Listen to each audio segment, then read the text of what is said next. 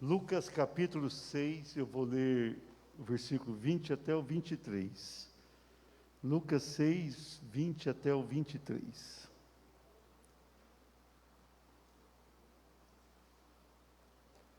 Então, olhando para os seus discípulos, Jesus lhes disse: Bem-aventurados são vocês os pobres, porque o reino de Deus é de vocês. Bem-aventurados são vocês que agora têm fome, porque serão saciados. Bem-aventurados são vocês que agora choram, porque vocês hão de rir. Bem-aventurados são vocês quando as pessoas os odiarem, expulsarem da sua companhia, insultarem e rejeitarem o nome de vocês como indigno, por causa do Filho do Homem. Alegre-se naquele dia e exultem, porque grande é a recompensa de vocês no céu, porque os pais dessas pessoas fizeram o mesmo com os profetas. Pai querido, nós temos lido a Tua boa, a Tua santa, a Tua gloriosa palavra. Pedimos a Ti, Senhor, que Tu venhas falar conosco nesta hora. Nós estamos todos aqui, meu Pai, depois de um período de louvor e adoração ao Teu nome. Nós estamos quebrantados e prontos para ouvir a Tua palavra. Manifesta sobre nós a Tua graça. Manifesta todo o Teu amor, o Teu poder. Senhor, nós necessitamos tanto do Senhor. A nossa vida depende do Senhor. E nós clamamos a Ti no nome de Jesus. Nós podemos escolher uma vida abençoada ou não. Nós podemos escolher uma vida vitoriosa ou não. Nós podemos escolher uma vida prazerosa ou não. Nós podemos. Todos nós temos plena liberdade de fazer escolhas, sábias ou não sábias, abençoadoras ou não abençoadoras. A gente pode e deve caminhar com Deus.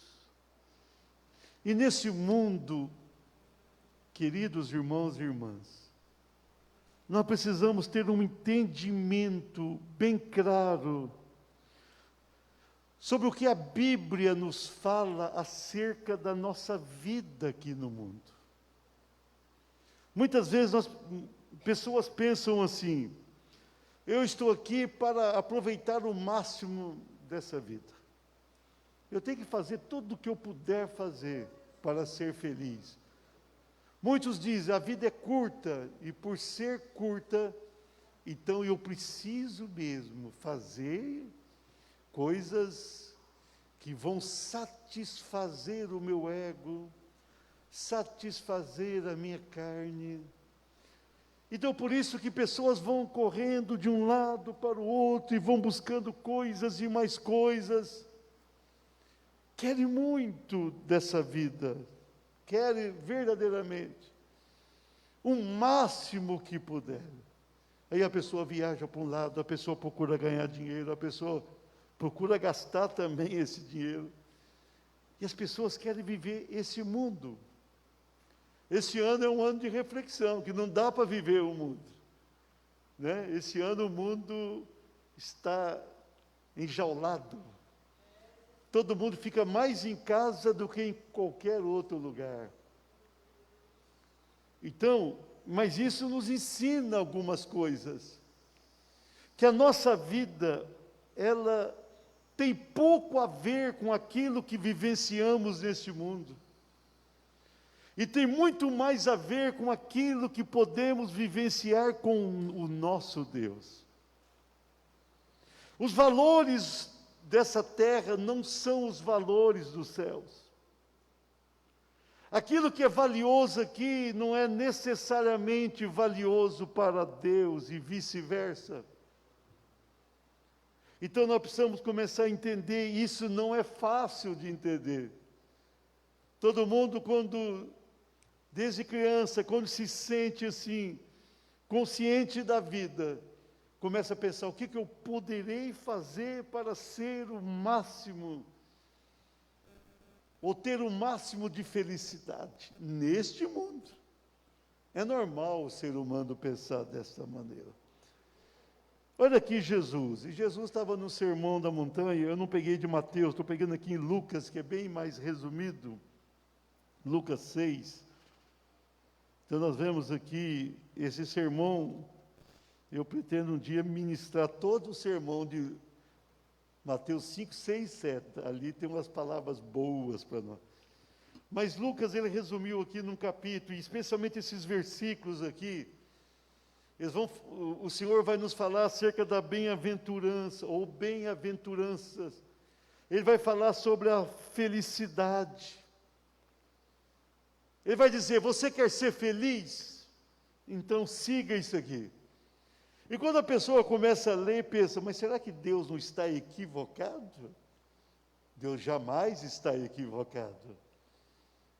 E o Senhor vai transmitir aqui algumas coisas que não parece felicidade, mas é felicidade.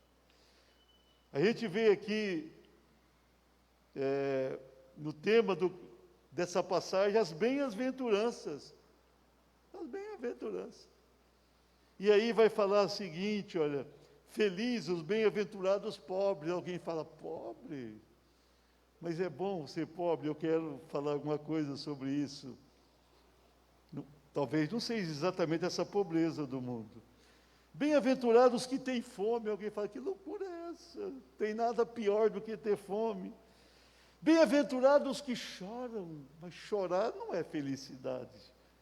Bem-aventurados os perseguidos. Então Jesus, ele transmitiu ao mundo valores que até então não haviam no mundo. Mesmo o povo de Israel, ali no Velho Testamento, não conseguia entender claramente o projeto de Deus para o ser humano. Não conseguia aquilatar aquilo que Deus estava desejando que eles vivenciassem. E sempre essas pessoas buscaram o melhor da vida, e as nações muito mais. As pessoas querem viver da melhor maneira possível, aqui e agora. E Jesus trouxe outros valores, que quando bem entendidos, leva cada um de nós a uma felicidade que vale a pena ser vivenciada. Posso dizer a verdadeira felicidade. Então, com base nesses 4 versículos, eu quero ministrar ao teu coração nessa noite. Diga assim, o caminho da felicidade.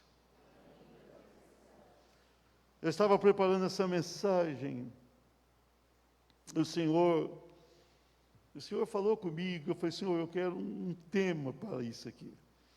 Aqui está falando bem-aventurados, e bem-aventurados são felizes. Eu entendi de Deus que aqui nós temos, nesses versículos aqui, um curto caminho, aparentemente muito difícil, porém muito abençoado. E é o caminho que faz a pessoa sentir a verdadeira felicidade. Podemos chamar a essência da felicidade. Vale a pena a gente entender a palavra. Vamos lá, caminho da felicidade. Primeiro, diga assim, priorizar a herança incorruptível. Olha o versículo 20. Então, olhando ele, Jesus, para os seus discípulos, disse-lhes, bem-aventurados ou felizes vós os pobres, porque vosso é o reino de Deus. Ele estava olhando para os seus discípulos. A maioria dos seus discípulos não tinham posses mesmo. Mas quando Jesus falou pobres aqui, se você vai lá para Mateus, ele vai dizer pobres de espírito. E tudo aquilo demanda uma interpretação do texto de uma maneira bem firme. Na verdade, Jesus não estava dizendo a pobreza do mundo. Por exemplo, Tiago e João, irmãos que eram discípulos e foram dois dos principais apóstolos do Senhor, enquanto ele aqui esteve, tinha o pai abastado. O pai deles trabalhava com pesca, mas quando você estuda profundamente, eles tinham uma firma ali. Você vai ver que quando Pedro e André aceitam o convite, eles vão após Jesus. Aí Jesus chega e chama Tiago e João, e ele diz que ele deixou o pai com os jornaleiros ou trabalhadores ali. O pai tinha empregados, ele tinha uma firma pesqueira ali. E há um entendimento, eu tive lendo algumas coisas a mais sobre Tiago e João. Então eles vieram de uma situação financeira favorável. O próprio Mateus era um coletor, ele tinha uma vida financeira boa.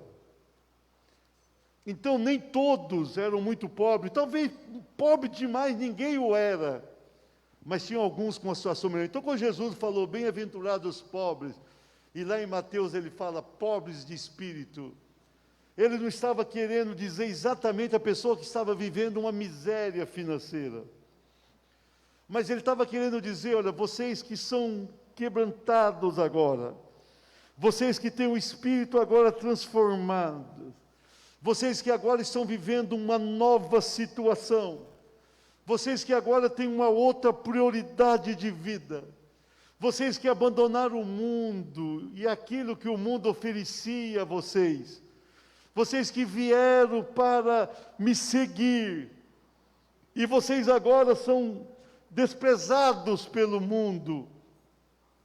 Então, vocês que são tidos como pobres, ou seja, aqueles que não participam das coisas do mundo, que não aproveitam o que o mundo oferece.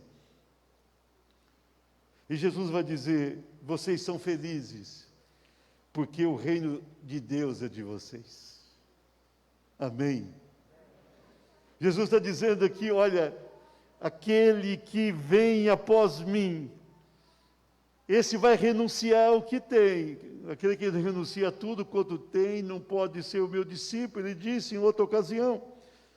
Então quem quer seguir a Jesus, ele vai abrir mão de muitas coisas, ele vai deixar o pecado para trás, ele vai deixar a desonestidade para trás, ele vai deixar coisas que faziam sem nenhuma preocupação para trás. Essas pessoas vão abrir mão de muitas coisas do mundo, aquilo que os satisfazia no mundo, eles vão abrir mão disso e seguir após Jesus. Mas Jesus está dizendo, vocês que fizeram essa decisão, vocês são felizes, porque o reino de Deus é de vocês. Vocês abriram mão desse mundo para abraçar um verdadeiro reino. E não é o reino da terra, é o reino da terra e do céu. Não é o reino do momento, é o reino do momento e do futuro. Não é um reino que perece, é um reino que permanece.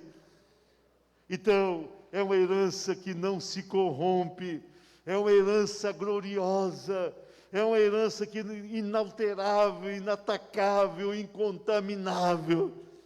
O Senhor vai trazer aqui para eles um valor diferenciado que o mundo interpretava.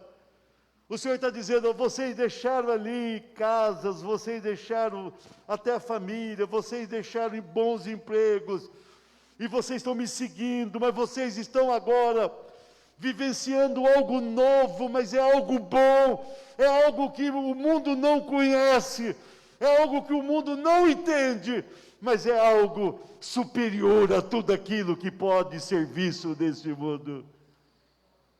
Então, irmãos, seguir a Jesus, entrar nesse caminho, exige isso de nós. Nós precisamos aprender a renunciar às coisas do mundo, ainda que isso seja considerado como uma grande pobreza.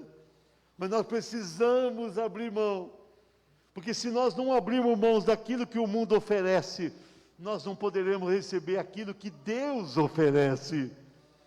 Não cabe dentro de nós tudo.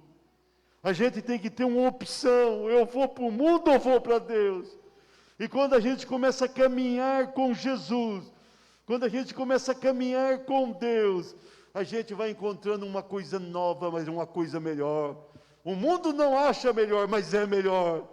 Por isso que Jesus fala: vocês são felizes, porque o reino de Deus é de vocês.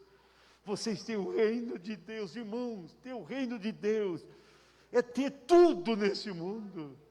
Ter o reino de Deus é viver no novo mundo, apesar de estar no mesmo mundo de até então, mas é um novo mundo dentro de nós, é uma nova história de vida, é algo interessante demais. Por isso que Jesus fala: vocês são felizes. Vamos aplaudi-lo? O caminho da felicidade. Segundo lugar, diga assim: priorizar o alimento espiritual. No versículo 21, a parte A diz assim: bem-aventurados ou felizes vós, os que agora tendes fome, porque sereis fartos.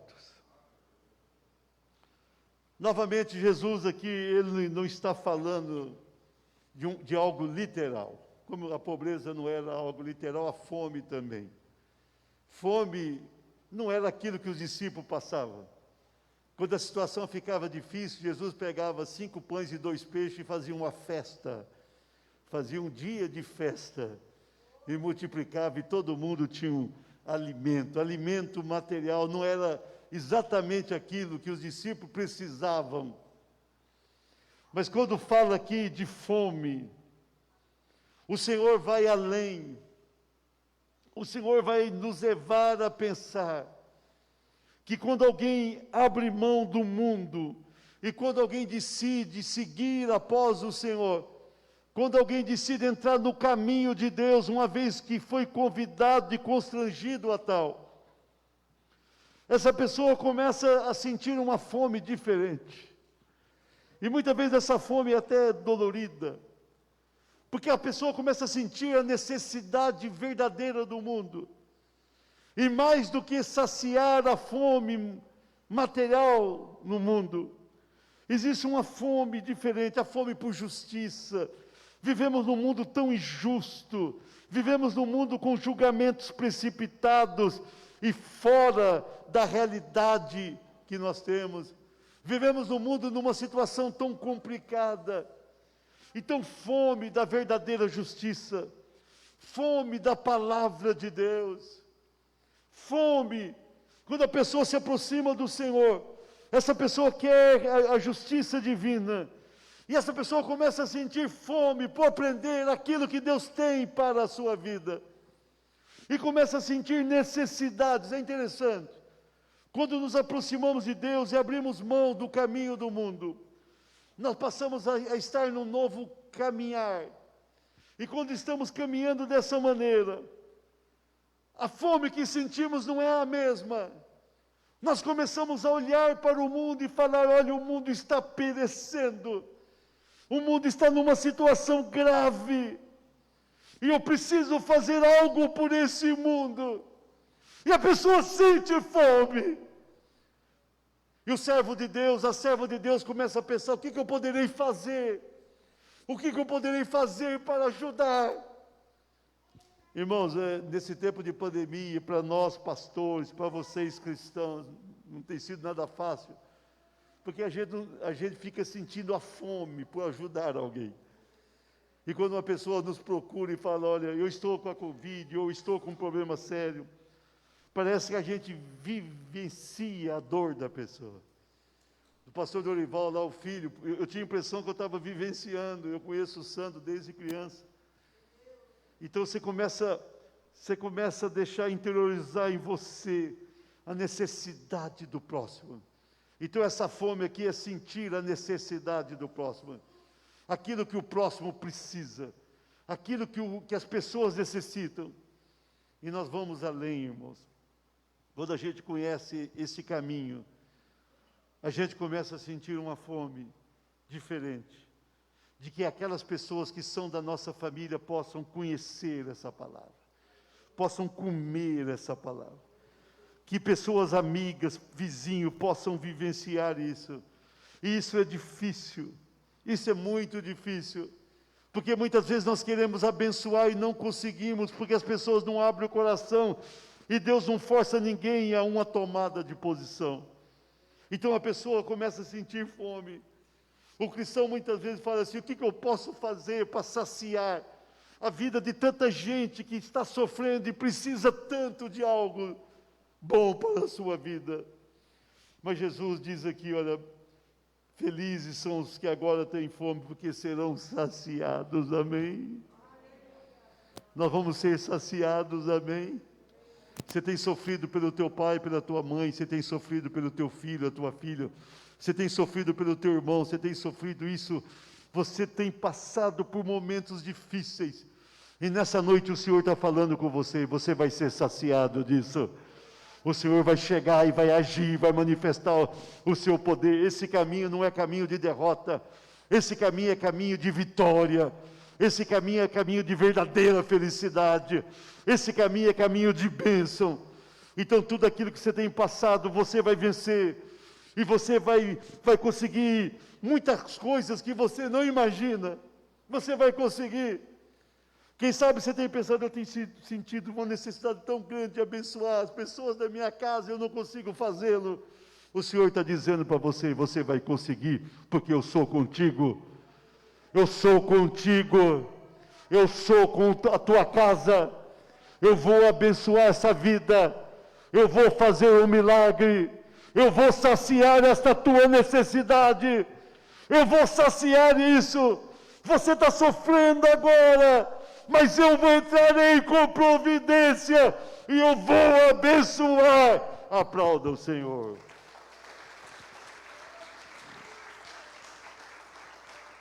O caminho da felicidade. Terceiro lugar, diga assim: priorizar a alegria incessante. O restante, o versículo 21 diz assim: bem-aventurados vós, os que agora chorais, porque é a vez de rir. Irmãos, muitas vezes a gente vai olhar para esse texto aqui também, e a gente vai tentar interpretar de maneira literal, e não é bem assim. Esse choro não é um choro de um sofrimento pessoal. Esse choro aqui é porque não é nada fácil viver num mundo que não é o nosso. É a mesma coisa quando a pessoa muda de país, quando chega naquele país, outra língua, outra cultura, um outro modo de vida. No primeiro momento a pessoa entra ali numa situação muito grave, a pessoa não se sente à vontade, a pessoa se sente fora do seu habitat, a pessoa se sente muito mal mesmo. Então é mais ou menos isso que a gente tem nesse mundo agora. Nós estamos vivendo num mundo que não é mais o nosso mundo, não é mesmo? A gente tinha um mundo aqui, agora a gente não tem aquele mundo. A gente tinha uns amigos desse mundo, agora aqueles amigos não são os amigos que a gente gostaria de ter. A gente muitas vezes vivia com a família de uma maneira, agora não dá mais para viver da mesma maneira. Queridos, há um choro dentro do cristão. Mesmo a pessoa sabendo que é muito bom estar com Deus, mas há muitas vezes uma angústia na alma. Porque nós vivemos um mundo que não tem nada a ver mais conosco.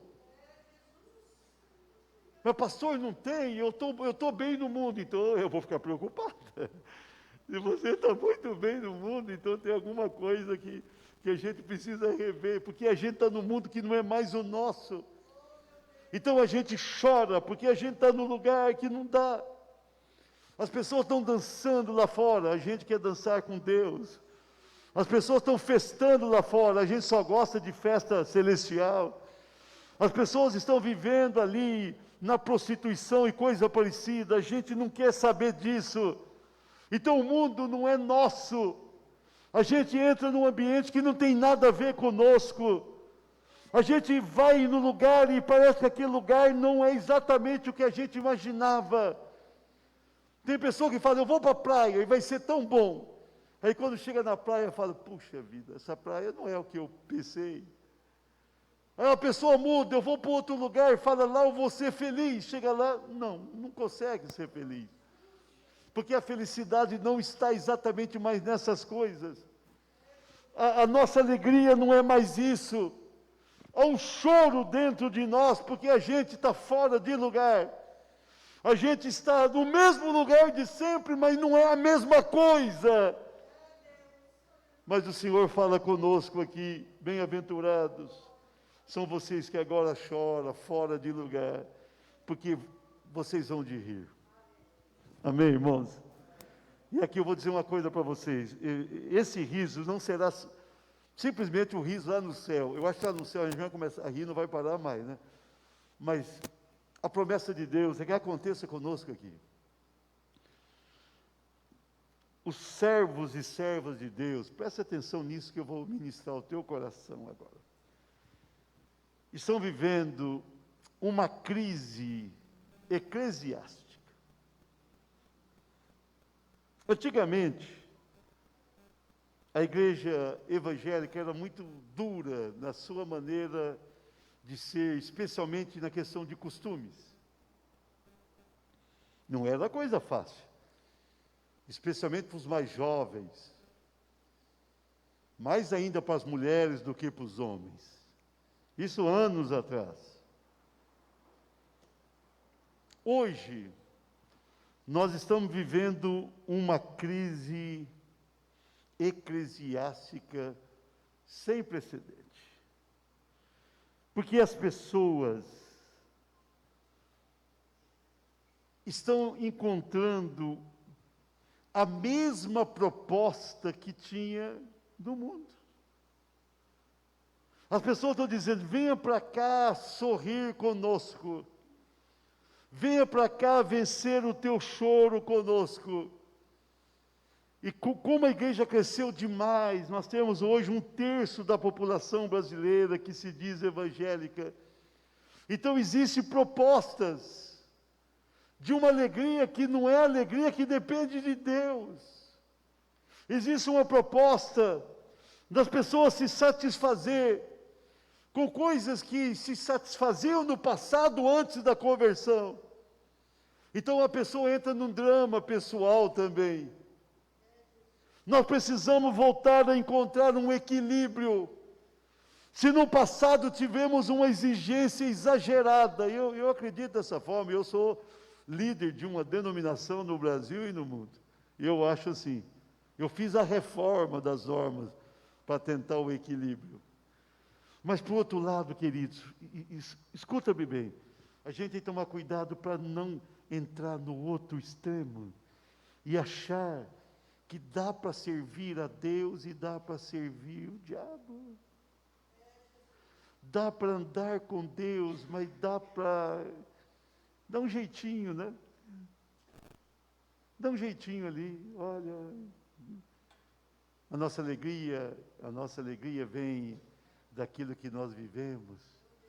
Então a pessoa pisa aqui, pisa lá, pisa e vai falando assim, não, está tudo bem, eu preciso me alegrar, eu preciso me alegrar. Sabe qual é a proposta de alegria que Deus tem para você? É uma alegria que não cessa, é uma alegria perene, é uma alegria verdadeira, é uma alegria extraordinária. Deixa essa alegria dominar a tua alma. Deixa a alegria de Deus fazer a diferença na tua vida. Nós não precisamos do mundo, nós não precisamos de nenhuma proposta mundana para nós. Nós não precisamos disso. A nossa alegria é o Espírito de Deus que está dentro de nós. E na medida que nós damos plena liberdade para o Espírito Santo, nós começamos a encontrar uma alegria que não cessa, é perene, é infindável, é contínua, uma alegria gloriosa. Nós começamos a encontrar essa verdadeira alegria. Por isso que Jesus chama essas pessoas de felizes. Vocês vão rir. A gente estava cantando ali, uma certa hora do louvor. Eu estava me sentindo muito bem. E eu olhei para a igreja. E eu comecei a perceber na igreja aquela alegria brotando.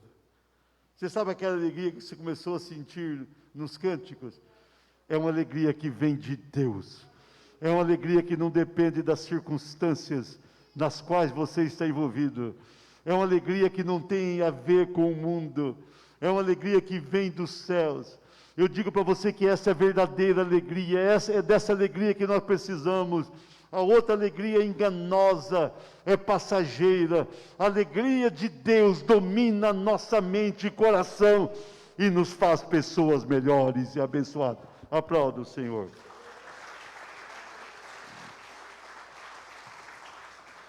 Para encerrar a mensagem, o caminho da felicidade, diga assim: priorizar o galardão celestial. Versículo 22 diz: felizes sois quando os homens vos odiarem, e quando vos expulsarem da sua companhia, vos injuriarem e rejeitarem o vosso nome como indigno ou mal, por causa do Filho do Homem Jesus. Regozijai-vos naquele dia e exultai, porque grande é o vosso galardão no céu, pois dessa forma procederam os seus pais com os profetas. A gente está aqui num caminho diferente nesta noite, irmãos. Nós passamos por uma herança, chegamos no alimento, vivenciamos uma alegria. Agora o Senhor vai falar de galardão celestial.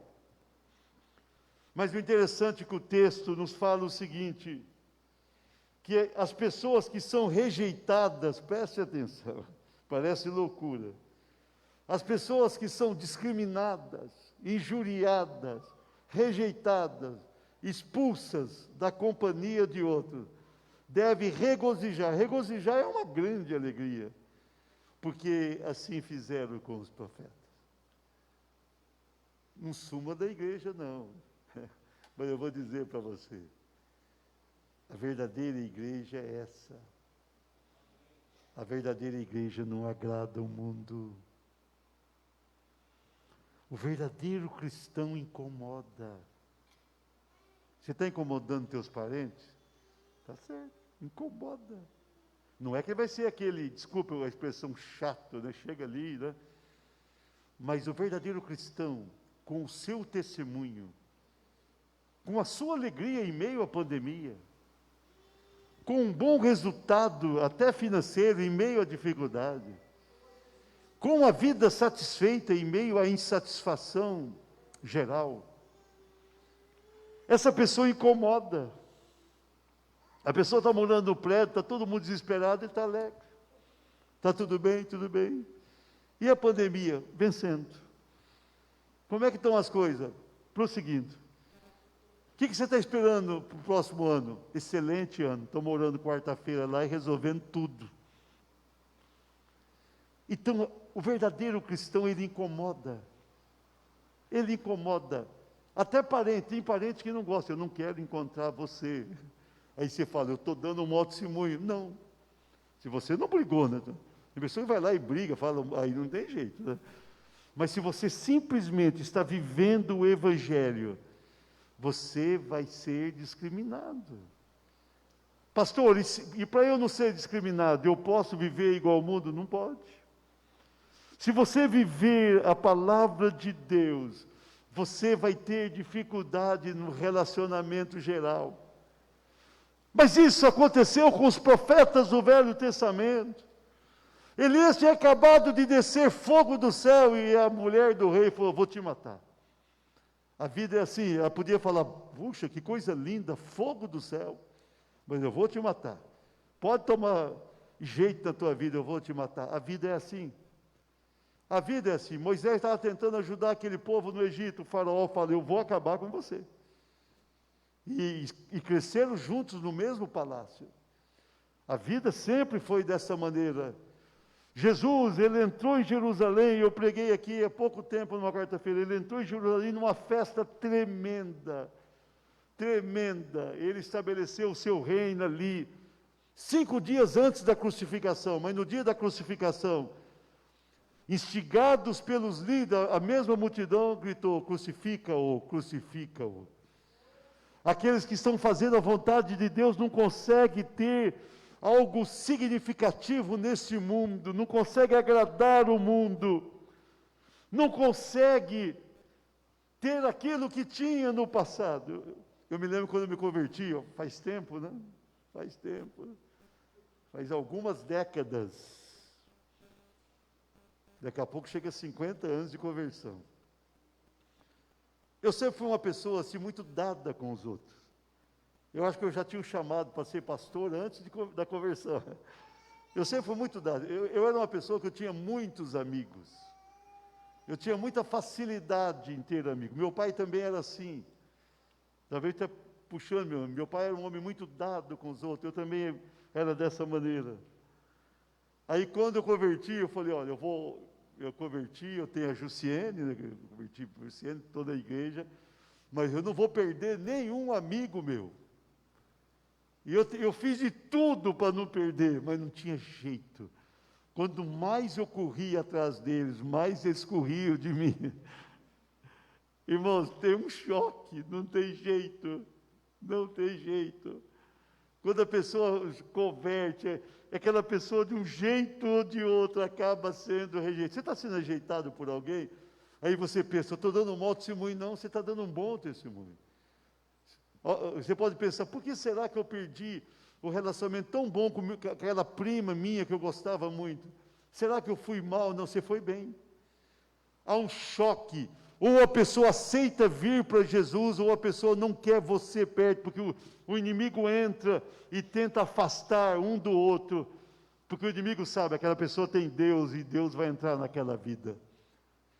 Então, quando você se sentir perseguido, quando você se sentir maltratado, você não pode ficar triste, você tem que se alegrar, porque o Senhor fala: felizes são essas pessoas. Alegrai-vos naquele dia e exulte, porque é grande a vossa recompensa, o galardão no céu. Nós que somos fiéis a Deus, nós temos um galardão extraordinário no céu. Ainda que sejamos pessoas abençoadas e felizes, como a palavra nos diz, mas o melhor que vamos alcançar está no céu. E para nós alcançarmos o galardão do céu, que é a vida com Jesus, a vida eterna, a vida sem sofrimento, nós precisamos desagradar o mundo. Aquele que agradar o mundo, o amor do Pai não está nele, diz Jesus. Se você agradar o mundo, você desagrada a Deus. Se você satisfazer as pessoas que estão no mundo, você não vai satisfazer a Deus. E se você quer a verdadeira felicidade, você precisa entrar nesse caminho tão estreitinho, irmão, mas gostoso. A gente vai andando nesse caminho e a gente vai encontrando ali a herança de Deus. A gente vai encontrando um alimento espiritual saboroso. A gente vai encontrando a verdadeira alegria. E a gente vai tendo convicção que tem uma recompensa eterna selada sobre nós. Então vale a pena a gente ser fiel verdadeiramente, vale a pena a gente abrir mão desse mundo, vale a pena a gente entender que está vivendo um novo momento na sua vida, vale a pena tudo isso. Você de forma alguma é uma pessoa derrotada. O que tem acontecido na tua vida não é ruim, até as perdas não são ruins, porque você está tendo um ganho extraordinário. O melhor de Deus tem chegado à tua vida. O que você precisa fazer é abraçar tudo isso e vivenciar tudo de bom que Deus tem para com você. E você é feliz, você é feliz, você é feliz, você é feliz no Senhor. Fique de pé e nós vamos orar a Deus. Eu quero abençoar a tua vida.